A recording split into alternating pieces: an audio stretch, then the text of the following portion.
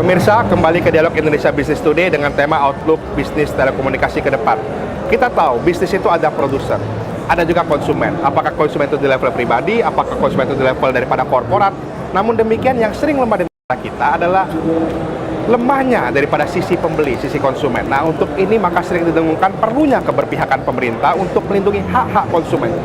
Pak Menteri, bagaimana Bapak melihatnya di sektor telekomunikasi ini, Pak? Sejauh apa pihak regulasi sudah meregulasi untuk memberikan perlindungan konsumen itu? Dua hal ya, perlindungan konsumen bisa dicapai dengan dua hal. Yang pertama, intervensi langsung oleh regulator, tapi yang lebih penting sebenarnya yang kedua, yaitu melalui mekanisme pasar.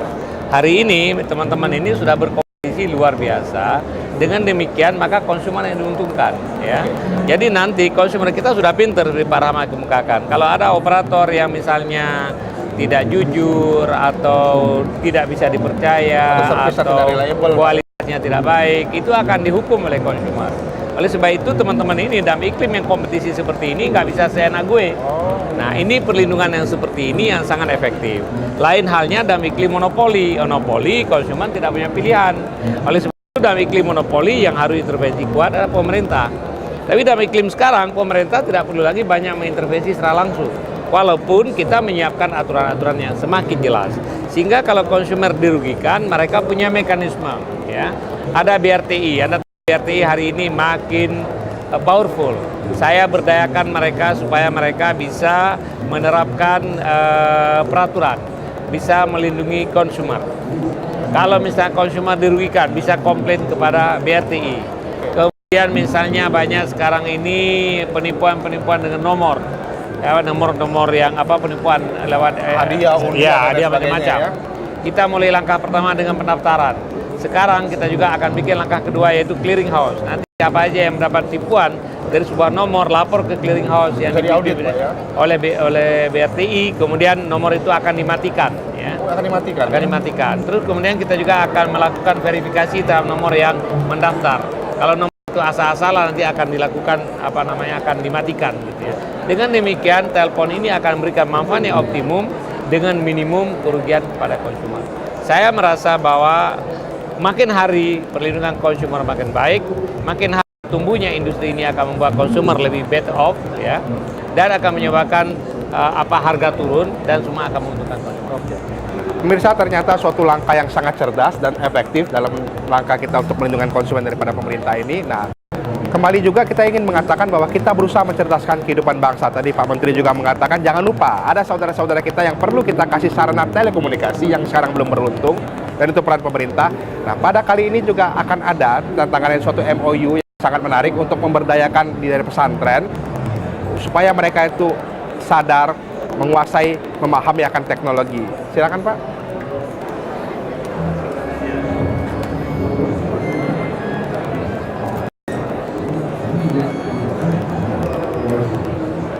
Tuh.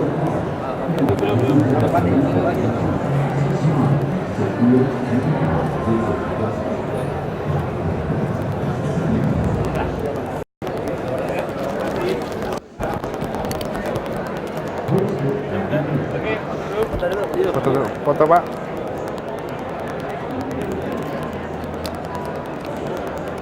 Ya.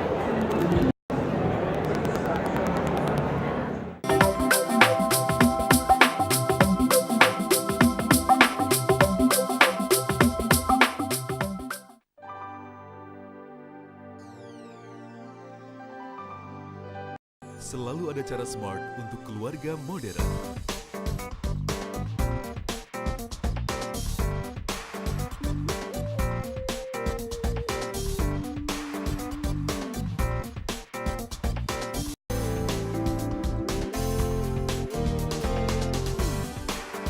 Kami keluarga smart dan modern.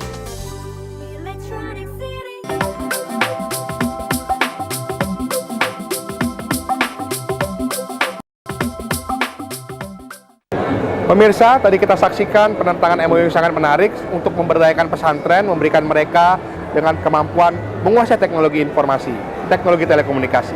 Nah, kalau kita bicara mengenai industri daripada telekomunikasi ini, maka kita akan bicara kembali lagi mengenai produsen jasa dan juga konsumen. Untuk itu maka telah dibentuk Indonesia Telecommunication User Group yang merupakan suatu LSM yang berusaha untuk memberdayakan hak-hak daripada konsumen dan akan bergabung bersama kita Bapak Jumadi Idris yang merupakan sekjen daripada ID2. Gimana kabar Pak? Kenal sapa pemirsa? Alhamdulillah sehat Pak. Yuk, silakan. Oke. Pemirsa, kalau kita lihat juga bahwa sekarang ini berbagai macam promosi dikeluarkan, berbagai macam jasa dan teknologi ditawarkan.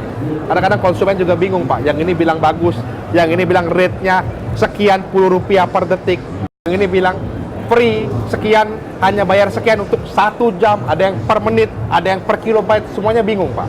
Kadang-kadang jangan-jangan pemirsa masyarakat pikir, jangan-jangan saya dibohongin sebenarnya, ini pura-pura murah padahal lebih mahal. Di lain sisi, ini juga lahir karena adanya teknologi driven yang bisa mempermurah dan mempercanggih, tapi juga ada demand driven. Kita akan bahas dua hal, perlindungan konsumen dan juga seberapa jauh gap antara teknologi driven dengan demand driven. Mungkin dari Pak Wahyu Pak. Jangan fenomena ini hanya teknologi driven Pak, demand-nya nggak ada Pak. Bagaimana Bapak lihat? Saya cenderung melihatnya ini pertemuan dari dua event tersebut. Oke. Dan tolong jangan misleading. Pasar di Indonesia itu tidak bisa dilihat sama rata. Pasar di Jakarta itu sangat berbeda dengan rata-rata pasar di Indonesia. Oke. Saya mungkin bisa kategorikan 3 lah. Jakarta secara khusus itu sangat khusus. Kemudian Jawa dan luar Jawa. Oke. Kalau di luar Jawa sebetulnya kebutuhannya itu sangat basic. Voice, SMS itu cukup. Cukup Pak. Nah, kemudian untuk yang Jawa dan Jakarta itulah mulai masuk di dalam suatu variasi demand services yang bermacam-macam, value-added services yang bermacam-macam. Nah, ini memang hanya mungkin kalau teknologinya bisa memenuhi. Apakah dalam pengertian ability teknologi itu sendiri untuk provide services ataupun affordability-nya. Oke. Nah, sekarang seluler ini sudah sangat murah. Sangat murah Pak. Sangat murah.